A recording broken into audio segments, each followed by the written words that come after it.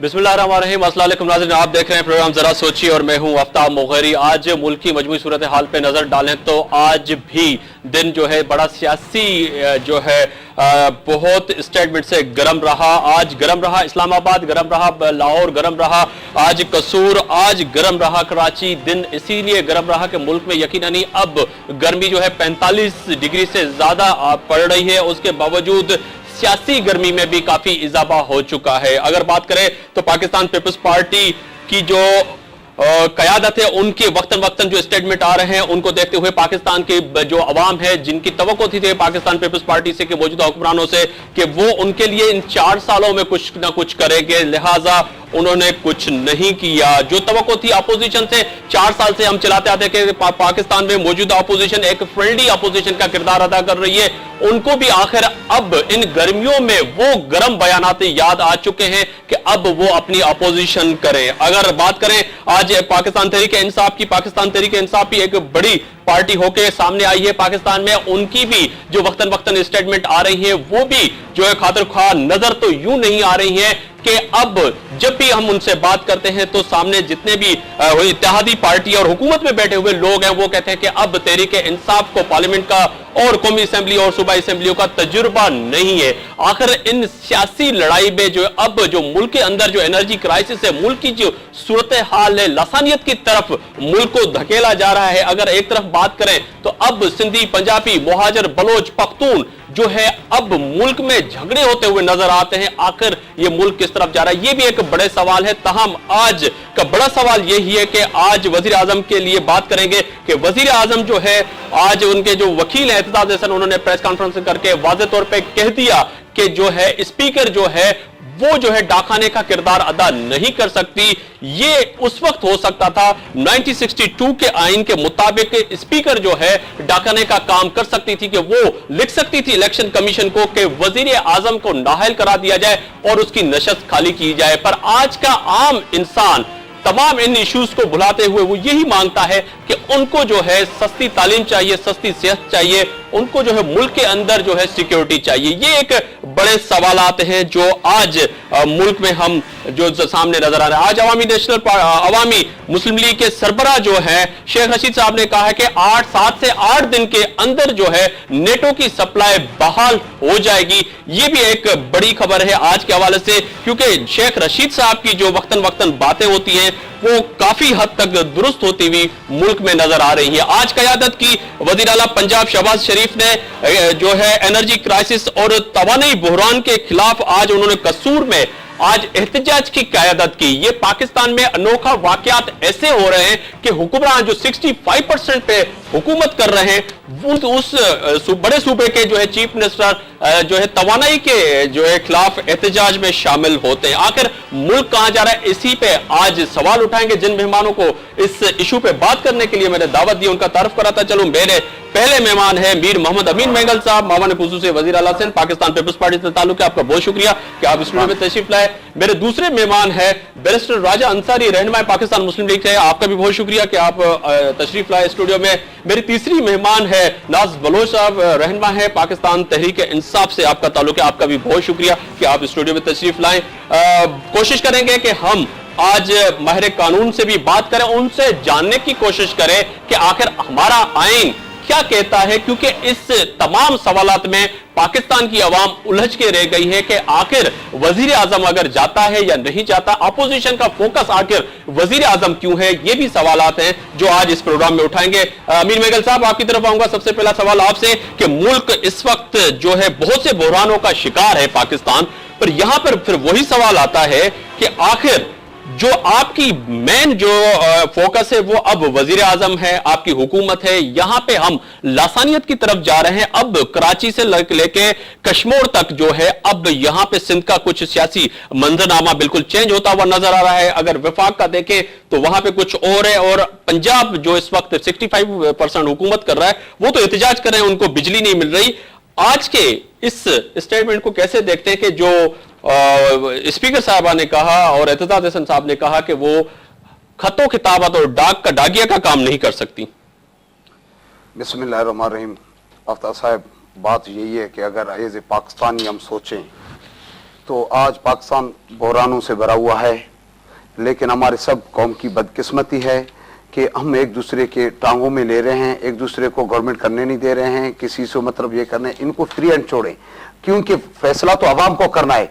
या हम तीन बैठ के यहाँ फैसला तो नहीं करना है हमें, या सुनने वाले फैसला करेंगे, क्योंकि हर 4 साल हर 5 साल के बाद जो भी लोग वोट लेने के लिए लोगों के पास जाएंगे, अगर आपके किरदार सही होगी तो लोग आपको वोट देंगे और बाइज्जत तरीके से आपका इज्जत करेंगे। अगर आपका किरदार सही नहीं होगा, आप सही वो तो आने वाले वक्त की बात करें, मैं आज की बात कर रहा हूं। जिन लोगों ने आपको वोट दिया, ऐवान में बैठाए, मैं उनका सवाल पूछ रहा हूं। आप तो आने वाले वक्त की बात करें कि जो आगे होगा कि वो तहरीके इंसाफ को वोट दें या पीएमएलएन या पीपल्स पार्टी को दें। मैं आज की बात कर रहा हूं आपसे। मैं ये उसी पे बात कर रहा हूं जनाब। मैं यही कह रहा हूं कि पाकिस्तान पीपल्स पार्टी, जो पाकिस्तान उनको जिन बहरानों से भरा हुआ पाकिस्तान मिला, उस वक्त हमारे जितने साथी थे, नवाज शरीफ साहब भी हमारे साथ थे और जितने भी हमारे साथी थे, लेकिन किसी ने भी पाकिस्तान का एंडर संभालने के लिए तैयार नहीं हुआ।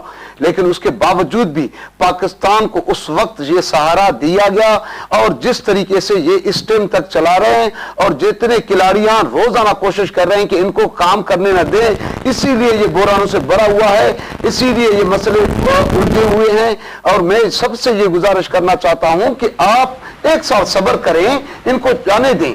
अगर ये अपना वही वायदे जो लोगों की से रोटी कपड़ा और मकान का किया है, जो और यही वायदे पे पूरे नहीं हुआ है, तो इनको रिजल्ट इनके जवाब में इनको अवाम देगा, पाकिस्तान अवाम देगा। अवाम देगा।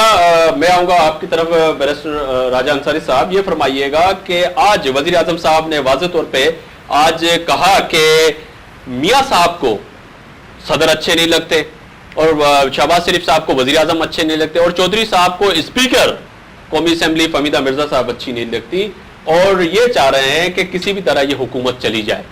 पर यहां पर अगर बात करें तो आज वाज़ेह तौर पे एतजाज हसन साहब ने कह दिया कि 1962 के आइन के मुताबिक जो स्पीकर है वो दागिए का काम नहीं कर सकती कि एक रेफरेंस आया उसको जो है इलेक्शन कमीशन को भेजे। मुग़ल साहब, हमें हमारी जमात को, हमारे कायदीन को हर वो शख्स अच्छा नहीं लगता जो आइन और कानून को अपनी जूती की नोक पे रखे और आइन को रद्दी की टोकरी में डाल दे। इसलिए अगर वो कह रहे हैं तो सच कह रहे होंगे, क्योंकि हमारा क्लियर मौक़िफ़ है कि भाई हम आइन की पासदारी के लिए जंग लड़ेंगे, हम जमहूरियत की बका के जंग लड़ेंगे, हम इस जमहूरियत को हमारे पहले दिन से ये मौक़िफ़ है कि हम इस जमहूरियत को डिरेल नहीं होने देंगे, लेकिन जमहूरियत का मतलब है मजबूत अपोजिशन, उसका किरदार अदा करते रहेंगे। इसलिए ये तमाम चीज़ें जो हैं ये वज़ीर आज़म साहब की नज़र में तो ख़राब हो सकती हैं, लेकिन पाकिस्तान के अवाम की नज़र में ख़राब नहीं, क्योंकि पाकिस्तान के अवाम भी इन तीनों जिनके आपने नाम लिए शख्सियात के, इनको पसंद नहीं करते, सिर्फ इसीलिए कि ना उन्होंने डिलीवर किया बल्कि उन्होंने आइन की खिलाफ वर्जी की। वज़ीर आज़म साहब की नाअहली की जो बात हो रही है कि जी वो नाअहल नहीं हुए और क्योंकि अदलिया ने उन्हें क्लियर वर्डिक्ट नहीं दिया है कि नाअहल हैं, लेकिन जी थोड़ा बहुत आइन और कानून हम भी जानते हैं, मैं भी कानून का तालिब इल्म हूं। यहां हमें डिफरेंशिएट करना पड़ेगा कॉन्स्टिट्यूशनल पावर्स को दो ऑफिसेज के, एक सुप्रीम कोर्ट ऑफ पाकिस्तान, एक office of the speaker. Supreme court of Pakistan के पास यह केस नहीं गया था कि इसको डिस्क्वालीफाई करें, सुप्रीम कोर्ट ऑफ पाकिस्तान के पास यह केस गया था कि इसने कंटेम्प्ट ऑफ कोर्ट की है, की है या नहीं की, उस पर साबित होना चाहिए। वो हुई और वजीर आजम साहब जो हैं वो सजा भी उनको मिली, उन्होंने सजा भी भुगत ली। अब पाकिस्तान का आइन पढ़े, आर्टिकल 63 सब आर्टिकल उसका जो है वो जी, वो कहता है कि जी ऐसा कोई भी शख्स जो कंटेम्प्ट ऑफ कोर्ट में जिसको सजा मिल चुकी हो, जिसने अदलिया की तौहीन की हो, रिडिक्यूल किया हो अदलिया को, वो डिस्क्वालीफाई है member of parliament, even senate हो या नेशनल असेंबली हो, पार्लियामेंट का मेंबर नहीं हो सकता जिसने ये चीज की है उस पर, और उस पर साबित हो गई है। तो आइन अगर स्पीकर कोई भी फैसला करे, आइन से मारवा तो नहीं कर सकती जी। तो इसलिए हमारा ये क्लियर मौक़िफ़ है कि जी आइन की बात माने, क्योंकि या तो फिर इस आइन में अमेंडमेंट करें आप, या तो इस आइन को आप कहें कि हम इस आइन को नहीं मानते, हम पीपल्स पार्टी के मंशूर को मानते हैं जिसके अंदर रोटी कपड़ा मकान का नारा तो दिया गया, लेकिन आप आमतौर पर क्या है आप उस हकीकत से वाकिफ हैं। आपने अपने इंट्रो में कहा कि जी पीपल्स पार्टी ने 4 सालों में कुछ नहीं दिया है, ऐसा नहीं है नहीं दिया, उन्होंने करप्शन दी है, भूख दी है, बदहाली दी है, बेरोजगारी दी है, बीबी शहीद के कातलों के साथ मुफाहमत लोगों को दी है, उन्होंने सिंध की तकसीम दी है और नफरतों की सियासत दी है। इससे ज्यादा और पीपल्स पार्टी 4 सालों में क्या दे। नाज़, मैं आपकी तरफ आऊंगा कि आज एतजाज हसन साहब ने वाज़ेह तौर पे कहा कि 2 साल जो पार्लियामेंट का मेंबर हो या सेनेट का मेंबर हो या रुकन हो, अगर उसको 2 साल की सजा मिल जाती है उसके बाद वो नाअहल हो सकता है। अगर 2 साल से कम कोई भी सजा है तो वजीर आजम साहब को तो 2 साल की सजा तो नहीं दी ना कि वो जो है नाअहल हो सकते हैं। आज एतजाज हसन साहब ने क्या कहेंगे आप? आप देखें, हमारी पाकिस्तान तहरीक इंसाफ का मौक़िफ़ पहले दिन से बिल्कुल वाज़ेह तौर पे हमने ये ऐलान किया था कि हम सुप्रीम कोर्ट के साथ स्टैंड करते हैं। अदलिया की सुप्रीमेसी जो है वो ऐसी चीज़ है, अदालत से बालातर कोई भी हमारे पास इदारा मौजूद नहीं है। सबसे इस वक्त जो सबसे बालातर इदारा है वो अदालत है, और जो हुकूमत अदालत की सुप्रीमेसी को चैलेंज करे, इन अ वे रिडिक्यूल करे, जिस तरह अभी भाई ने फरमाया बताया, 63(1)G की वायलेशन जो गवर्नमेंट कर ले तो उसके बाद I think it's full stop to that. उसके बाद मजीद कोई गुंजाइश नहीं बाकी रहती कि वो अपने आप को प्राइम मिनिस्टर के ऑफिस को कंटिन्यू करें। बहरहाल फिर भी अखलाकी तौर पे और जैसा कि कानून इजाजत देता है, हमने उनको ये फ्री स्पेस दिया। हमने बारहा कहा कि वो अपील दायर करें, जिसका हक है प्राइम मिनिस्टर को। वजीर आजम यूसुफ रजा गिलानी जो तो थे आज वो भी अब नहीं है, आज का दिन था तो वो भी खत्म। देखिए ना, वही तो बात आ रही है कि अपील का इनको हमने कहा कि आप अपील कर लें। We were waiting for that, हम इसी का इंतजार कर रहे थे कि अपील कर लें। अपील के बाद अदालत जो फैसला देती है उसके बाद हम अदालत के साथ स्टैंड करते हैं, और फिर हम अपनी सुनामी मार्च लेकर अवाम बाहर आएगी, अवाम सड़कों पे आएगी। जी, तो अदालत की सुप्रीमेसी को जो लोग ना माने तो अवाम बाहर आएगी निकल के।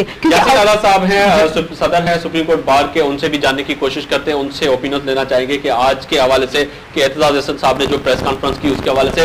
यासिर साहब अस्सलाम वालेकुम।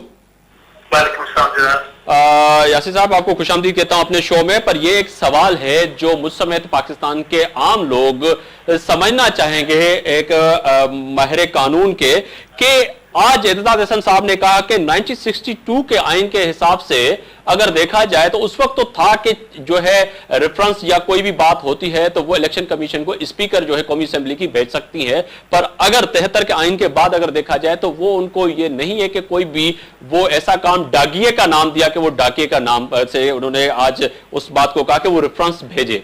क्या कहेंगे आप? मुझे तो आपकी आवाज में बिल्कुल समझ में नहीं आ रही है कि पूरा सवाल क्या है जी। लेकिन जहाँ तक मैं समझा शायद आप एतजाज हसन की उस प्रेस कॉन्फ्रेंस का हवाला दे रहे हैं जी जी, जिसमें उन्होंने कहा कि उनको सजा हुई है, नाइल नहीं हुए जी। तो मेरे ख्याल में वो मामला तो ऐसा हो गया कि जब सजा के खिलाफ जो रेफरेंस था स्पीकर के पास, तो स्पीकर ने उनको नाइल डिक्लेयर नहीं किया। तो मेरा शुरू से मौक़िफ़ यह था कि अगर स्पीकर ने नाइल डिक्लेयर नहीं दिया, even them chief election commissioner जो कॉम्पिटेंट है कि वो प्रोसीडिंग कर सकता है जी। अब उन्होंने further proceeding chief election commissioner करता है या नहीं करता, ये तो उनकी स्वाभित पे है। लेकिन अगर स्पीकर पर ये मामला आगे नहीं जाता और स्पीकर की रूलिंग को आप मान लेते हैं कि वो फाइनल है, तो फिर तो वो ज़ाहिर नाइल को नहीं हुआ है, जो वज़ीर-ए-आज़म कब करते रहेंगे। पर यासीन साहब ये समझना चाहेंगे कि उन्होंने डिपेंड कर दिया सारा का सारा स्पीकर पे, जो स्पीकर का फैसला है वो सही है, और उन्होंने जो है आज का जो टाइम था वो भी खत्म हो गया, उन्होंने अपील में जाना था वो भी नहीं गए। तो आप क्या कहेंगे कि स्पीकर के जो फैसला है, जो उन्होंने बात की, वो दुरुस्त है कि वो जो है आगे अब नहीं भेजेंगी इलेक्शन कमीशन को, और इलेक्शन कमीशन या अदालत आगे क्या कर सकती है? जहाँ तक अपील का ताल्लुक है, अपील तो उनका राइट है, फैसला उन्होंने खुद करना है कि उनको अपील में जाना चाहिए या नहीं जाना चाहिए। अब उन्होंने अपील फाइल नहीं की, इसकी वजह तो वो खुद बता सकते हैं कि क्यों नहीं की। अगर वो उन्होंने फाइल नहीं की तो सजा तो अपनी जगह बरकरार रहेगी, ठीक। और जब फ्रेश इलेक्शन होते हैं तो उस सूरत में उनको क्या मुश्किल पेश आएगी, ये आने वाला वक्त बताएगा, उस पर कबल वक्त कुछ कहना मुश्किल है। लेकिन जी जी जी जी, आप ये पोजीशन है। अच्छा, बहुत शुक्रिया यासीन आज़ाद साहब, आपने टाइम निकाला, हमसे बात की, और बहुत शुक्रिया। एक जाएंगे छोटे से ब्रेक के बाद जब आएंगे तो बहुत से सवाल आते हैं जो अपने नाजरीन के सामने, जो हमने आज पूछा था फेसबुक पे अपने बहुत से नाजरीन से कि आज आप